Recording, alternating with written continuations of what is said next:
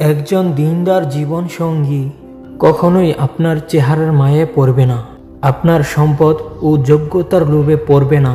সত্যিকারের নারী পুরুষ তো সে যে কারো সস্তা আবেগে গা ভাসাবে না, যে কিনা একজন জীবন সঙ্গী খুঁজবে, যে জীবন সঙ্গী তাকে দিনের উপর চলতে সাহায্য করবে, বন্ধু সুলভ আচরণ করবে, যে তাকে মানসিক শান্তি দিবে এবং তার অবস্থানকে বুঝবে।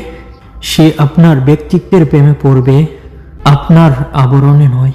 সে আপনাকে নিয়ে একসাথে জান্নাতে যাওয়ার স্বপ্ন বুনবে।